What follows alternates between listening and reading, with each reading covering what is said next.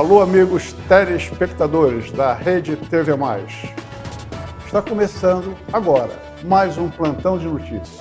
E você vai conferir os últimos acontecimentos das cidades, do país e do mundo. Lula planeja a criação do Ministério da Pequena e Média Empresa. Presidente da Câmara, Arthur Lira, recebe manifesto favorável à reforma administrativa. Governo analisa proibir militares da ativa de se candidatarem a cargos eleitorais. Inadimplência no cartão de crédito bate recorde. Furacão Idália causa devastação na Flórida e avança para a Geórgia.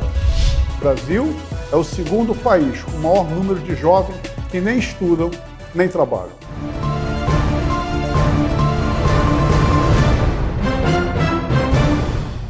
O presidente Luiz Inácio Lula da Silva anunciou nesta terça-feira, durante o programa semanal online Conversa com o Presidente, a criação do Ministério da Pequena e Média Empresa, das cooperativas e dos empreendimentos individuais.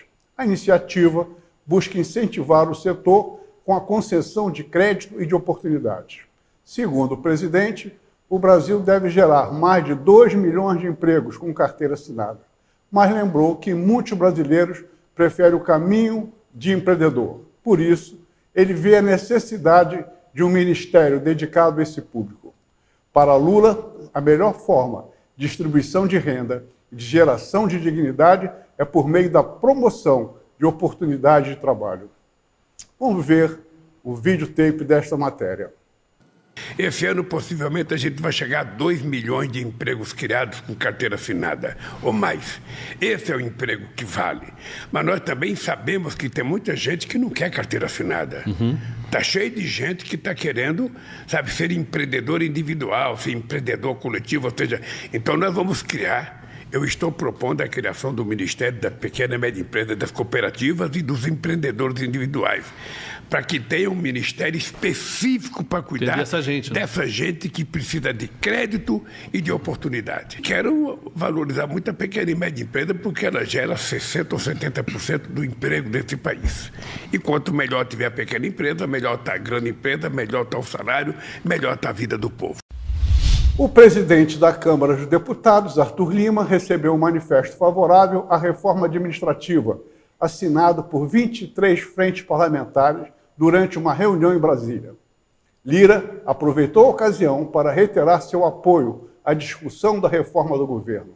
O manifesto argumenta que a estrutura do Estado mostra deficiências e que a redução do tamanho da máquina administrativa pode resultar em economia, criando um ambiente de negócios mais favorável para o crescimento econômico e geração de renda. Eu sei que eu não sou muito inteligente, mas a notícia anterior não falava em criar mais um ministério, além daquele monte que já tinha, um monte de dispêndio, e agora eles vão fazer a reforma administrativa. Me explica, porque está difícil de entender. Vamos falar a verdade para variar de vez em quando, né? Até seria interessante. Vamos ver o videotape sobre essa novidade. O documento alega que a estrutura do Estado se mostra deficiente e diz que, com a diminuição do tamanho da máquina administrativa, será possível alcançar economia, criando um ambiente de negócios mais favorável para o crescimento econômico e geração de renda. Grande parte das despesas do governo dependem da máquina pública e nós precisamos modernizar a máquina pública, criar uma legislação mais atual que busque sempre a eficiência, a qualidade do gasto público e a qualidade da prestação do serviço público. Mas o assunto encontra resistências, principalmente do PT. Em nota divulgada hoje, o Partido dos Trabalhadores afirma que a reforma precariza o serviço público e serve a um projeto neoliberal derrotado nas urnas no ano passado. A proposta de emenda à Constituição sobre o assunto foi enviada ao Congresso em 2020. A PEC restringe a estabilidade do serviço público apenas a carreiras típicas de Estado, que ainda seriam definidas via lei complementar. O texto prevê formas de ingresso ingresso no serviço público por meio de concursos e seleções simplificadas que deverão oferecer vagas por tempo determinado. A efetivação de um profissional só se daria com bons resultados em avaliações de desempenho.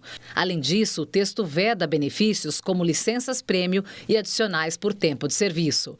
A discussão acontece em um cenário de expectativa por outra reforma, a ministerial. Nesta terça-feira, Lula anunciou a criação de mais um ministério, o das pequenas e médias empresas, para abrir espaço para abrigar o Centrão em troca de apoio parlamentar. O governo brasileiro está buscando proibir militares da ativa de se candidatarem a cargos eleitorais no país. No entanto, essa proposta deve ser aprovada como uma emenda constitucional até outubro para entrar em vigor nas eleições do próximo ano. A reunião entre os ministros da Defesa, José Múcio Monteiro, e das Relações Institucionais, Alexandre Padilha, com parlamentares, discutiu a proposta de emenda à Constituição, PEC, que visa proibir militares da ativa de concorrer em eleições. Vamos dar uma olhadinha no VT dessa matéria. A reunião entre os ministros da Defesa, José Múcio Monteiro, e das Relações Institucionais, Alexandre Padilha, com parlamentares, discutiu a PEC que proíbe militares da ativa de disputarem eleições. Para garantir a neutralidade das Forças Armadas, o texto prevê que o militar seja transferido para a reserva no ato do registro da candidatura. Atualmente, ele deve se afastar das atividades apenas se for eleito. A proposta de emenda constitucional apresentada pelos senadores se restringe à questão de candidaturas eleitorais, de se inscrever para a candidatura. Um militar que, estando na carreira militar, seja candidato, queira entrar para o processo político eleitoral, terá que entrar para a reserva. As Forças Armadas consideram a PEC positiva. O que nós desejávamos e que as forças concordam na sua totalidade é que quem quiser ser militar não pode disputar um cargo político e depois voltar para os comandos, de maneira que isso é uma coisa que está pacífica da nossa ideia dos comandos e com os senadores. O governo recuou da proposta de proibir que militares da ativa ocupem cargos em ministérios. Porque alguém para ser ministro precisa de um convite da presidência da República. Não é um ato voluntário de cada um. Então nós estamos preocupados naquilo que é o ato voluntário. Por isso está restrito a isso, para também não parecer uma discriminação. Para valer nas eleições do ano que vem, o texto precisa ser aprovado no Congresso Nacional até outubro e de 3/5 dos votos de senadores e deputados em 2 votações. A medida seria uma reação ao governo do ex-presidente Jair Bolsonaro, que foi marcado pela politização das Forças Armadas e pela ampla presença de militares em cargos-chave.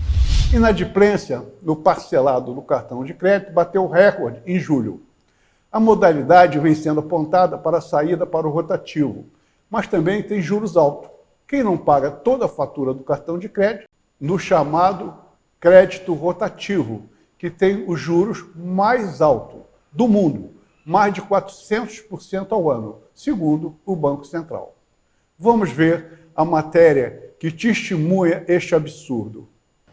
É o crédito mais fácil do mercado. Está literalmente à mão, a qualquer hora do dia ou da noite. E vale para tudo. É fácil e prático, mas também é o mais caro do mercado. Se não controlar, te deixa a um passo da inadimplência.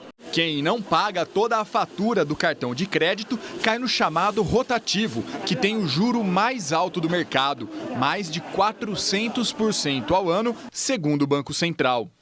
Depois de 30 dias, os bancos são obrigados a migrar para o parcelado, que é mais barato, mas nem tanto. A taxa não fica nem perto do teto de 100% que o deputado Alencar Braga quer fixar, caso os bancos não apresentem em 90 dias uma saída para o juro do rotativo. Relator do Desenrola Brasil, o programa de renegociação de dívidas do governo, ele colocou uma emenda no texto que pode ser votado pela Câmara esta semana. O governo e os bancos também estudam uma solução. Mas, enquanto isso, esta educadora financeira dá as principais dicas para quem abusou do limite do cartão. Visualizar possibilidades de negociação com redução de juros, redução das multas e pagando de fato aquilo que você deve. O furacão Idália atingiu a Flórida, nos Estados Unidos, causando devastação em várias cidades da costa. As imagens de drone revelam a extensão da destruição, com inundações em ruas e estradas, árvores caídas e mais de 400 mil casas sem energia elétrica. O furacão chegou ao estado na categoria 3, com ventos de até 200 km por hora, resultando em 2 mortes de motoristas que bateram em árvores durante a tempestade. Acompanhe. As imagens de drone mostram o tamanho da devastação. Várias cidades da costa da Flórida estão isoladas e mais de 400 mil casas ficaram sem energia elétrica. O furacão Idália chegou ao estado pela manhã com ventos de até 200 km por hora e inundou ruas e estradas. 2 motoristas morreram ao bater em árvores enquanto dirigiam no meio da tempestade. Segundo o Centro Nacional de Furacões, o Idália ganhou força e subiu a categoria 4 ao passar pelas águas quentes do oceano.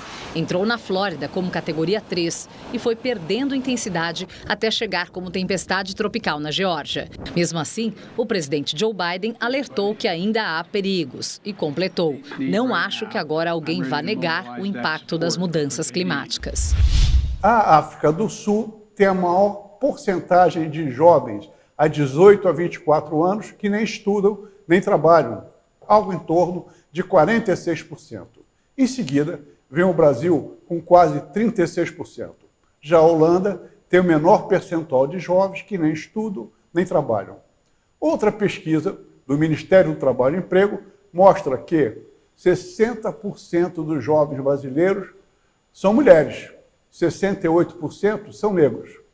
O relatório da OCDE, Organização para a Cooperação e Desenvolvimento Econômico, analisou 37 países. Vamos dar uma olhada na matéria. O relatório da OCDE, Organização para a Cooperação e Desenvolvimento Econômico, analisou 37 países. A África do Sul tem a maior porcentagem de jovens de 18 a 24 anos que nem estudam e nem trabalham, 46%. Em seguida, vem o Brasil com quase 36%. Já a Holanda tem o menor percentual de jovens que nem estudam e nem trabalham, 4,6%. Outra pesquisa do Ministério do Trabalho e Emprego mostra que 60% dos jovens brasileiros nem são mulheres. 68% são negros. A evasão no ensino médio e o desemprego ajudam a explicar o alto número de jovens fora da escola e do mercado de trabalho. O impacto para o país vem a curto, médio e longo prazo. Para tentar diminuir os prejuízos, são necessárias políticas públicas, como, por exemplo, ações voltadas para o primeiro emprego, tanto para quem sai do ensino médio quanto para quem termina o ensino superior.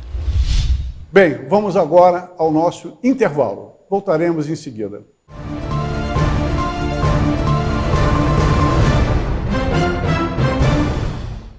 Atenção! Estamos no período de reprodução do escorpião.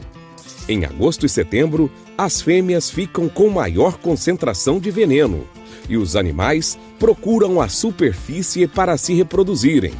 Fique alerta! Mantenha o quintal limpo. Não use veneno. Além de não matar o escorpião, faz com que ele fuja para a superfície.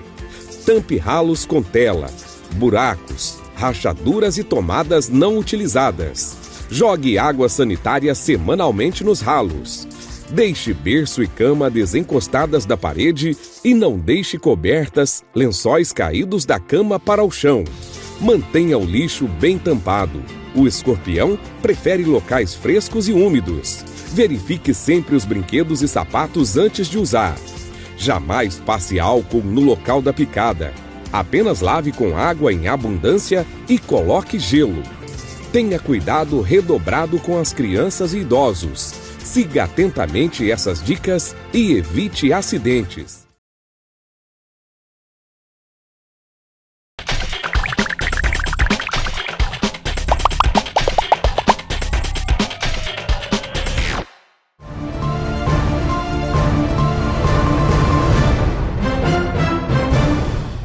Voltando do intervalo, vamos agora com as notícias do jornalista Maurício Aragão.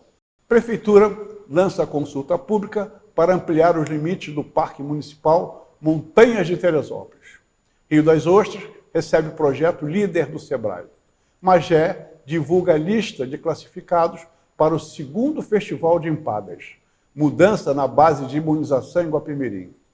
A Prefeitura de Teresópolis lançou nesta quarta-feira, dia 30, através da Secretaria Municipal de Meio Ambiente, uma consulta pública para ouvir a população sobre a ampliação dos limites do Parque Natural Municipal Montanhas de Teresópolis. O objetivo é aumentar a área em até 893 hectares no entorno da sede em Santa Rita, abrangendo bairros Fazenda Texas, Três Córregos e Biquinha, no 2º distrito. O objetivo é reforçar a proteção de espécies da fauna, flora, rios e nascentes da Mata Atlântica. Representantes do Poder Público de Rio das Ostras estão participando do projeto líder do Sebrae. E na semana passada, Rio das Ostras recebeu representantes de 10 municípios da Costa do Sol em 2 dias de encontro do projeto. Em Rio das Ostras, além de representantes do Poder Público, como a secretária de Desenvolvimento Econômico e Turismo, Aurora Siqueira, também presidentes do Sindicomércio, o Marcelo Aires, e o presidente do Rio das Ostras Convention e Visitors Bureau, Paulo César Trindade, entre empresários e outros representantes da comunidade, também estão participando. No próximo domingo, dia 3 de setembro, a partir de 10 horas da manhã, na Praça de Andorinhas, acontece a fase final do 2º Festival de Empadas de Magé, e a Prefeitura anunciou os classificados para essa fase decisiva. Foram 12 selecionados: Cristiane Fonseca, Débora Abreu, Denilce Maimone, João Moisaniel, Lara Lima, Luciano dos Santos, Márcia Vargas, Michele Pereira, Rodrigo da Silva Medeiros, Romilda Fernandes, Rosana Esteves e Tainara Santos. Vale lembrar que a seleção foi feita pela avaliação das chefes de cozinha e empreendedoras locais, Jéssica Vidal, da Briga Delícia, e Ariana Dias, da Palhoça. E 2 notícias em Guapimirim, uma que é o novo endereço da base de imunização, passando para o Centro de Vigilância em Saúde, em anexo ao Hospital Municipal José Rabelo de Melo, no Bananal. E a outra que a mudança é realizada em virtude de início de obras de revitalização da Praça da Emancipação. E agora, a previsão do tempo. Rio tem previsão do tempo firme. O sol vai aparecer com pouca nebulosidade. A temperatura pode atingir a máxima de até 28 graus. Vamos ver o boletim meteorológico.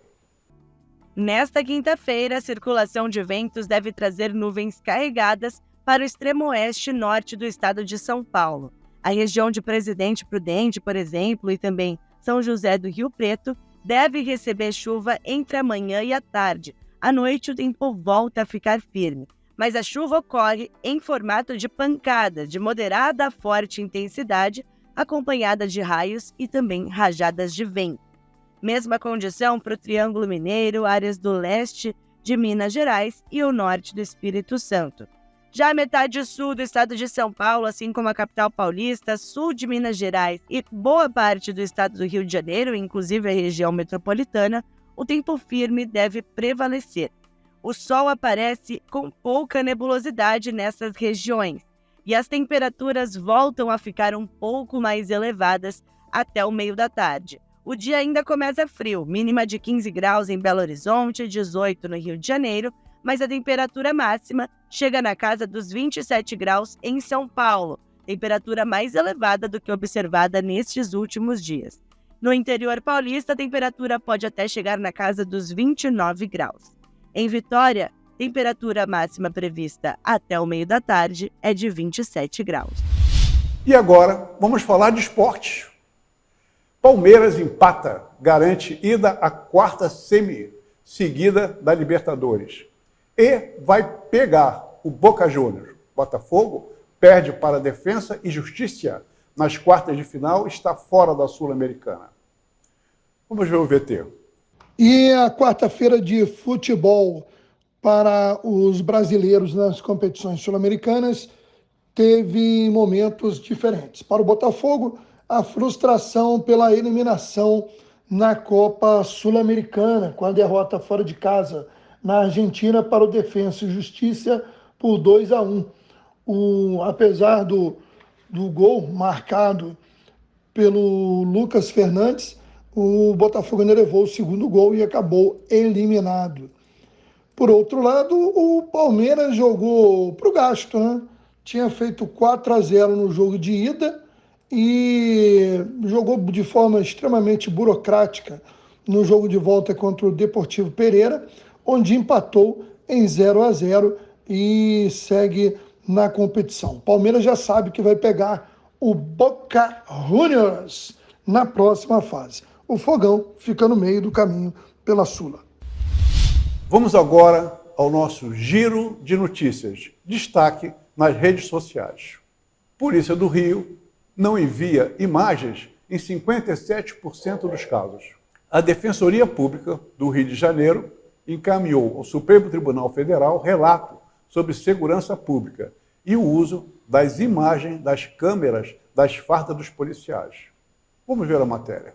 Foram 90 requisições feitas pelo Núcleo de Defesa dos Direitos Humanos da Defensoria Pública do Rio de Janeiro, solicitando imagens das câmeras nas fardas policiais. Segundo a Defensoria, as respostas foram negativas por inexistência de imagens. Existem duas formas de armazenamento dessas imagens. Se são imagens que não são consideradas evidências de um potencial crime, essas imagens elas são automaticamente apagadas após 60 dias.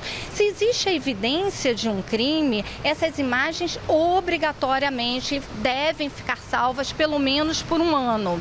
E o que a gente tem percebido é que mesmo na hipótese de morte, essas imagens elas não estão sendo catalogadas como evidência e elas estão sendo apagadas. O que a gente pôde perceber é que o policial militar ele precisa ser capacitado e responsabilizado, inclusive pela não gravação ou pela obstrução das gravações.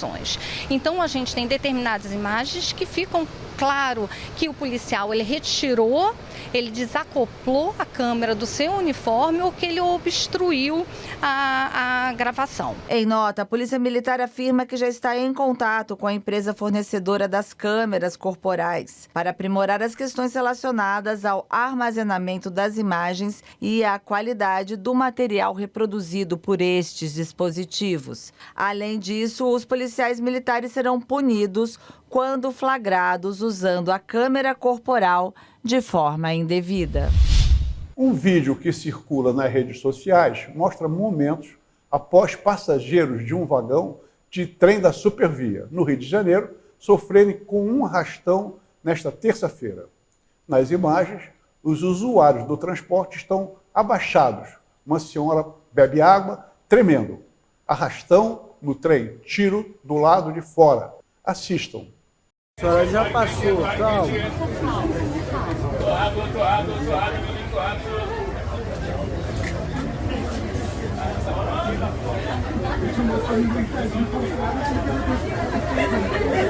Arrastão no trem, tiro lá de fora.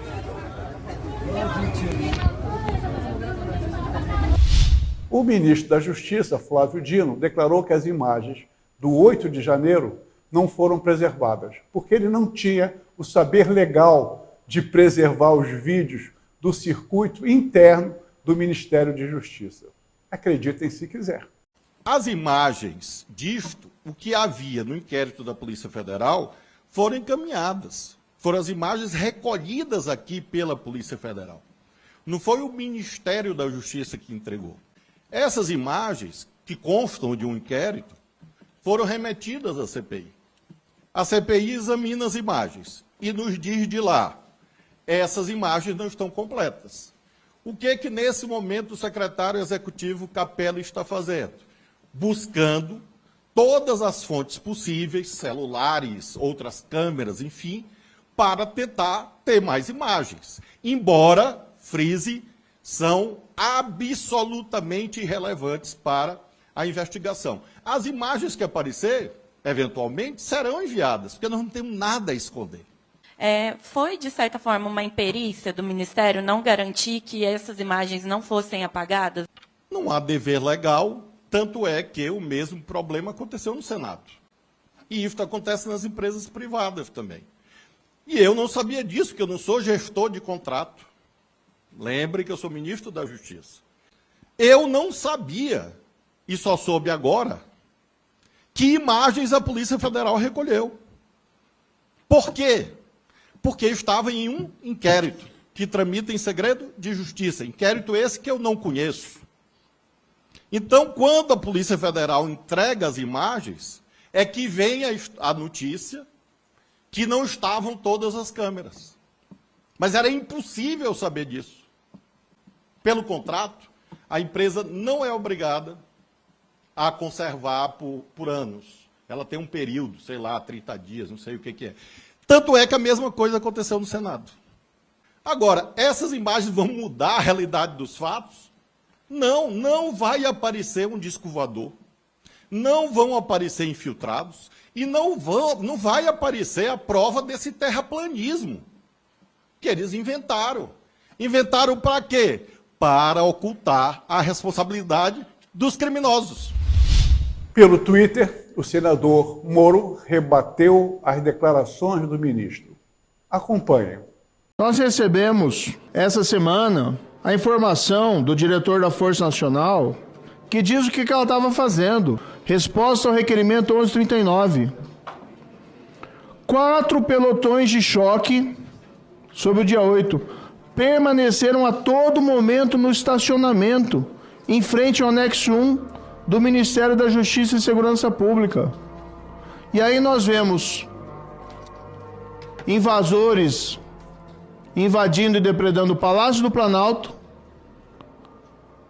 Congresso Nacional, inclusive o Senado Federal e a Câmara, Supremo Tribunal Federal, e nós tínhamos 4 pelotões à disposição para impedir essa invasão e depredação. E aí vem o ministro da Justiça e seus apoiadores aqui mentir de que precisava ter autorização do governador quando o Supremo estava sendo invadido. Ficaram de braços cruzados ali. Depois, sim, a informação, no mesmo ofício, diante da gravidade dos acontecimentos, 2 pelotões da companhia de pronta resposta foram imediatamente deslocados para a Praça dos Três Poderes, para auxiliar na retirada de invasores e repelir a turba, somente após ter havido a invasão.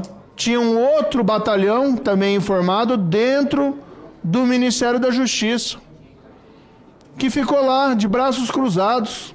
E aí a gente vê no ofício, que ótimo, não houve qualquer dano aos prédios e patrimônio do Ministério da Justiça.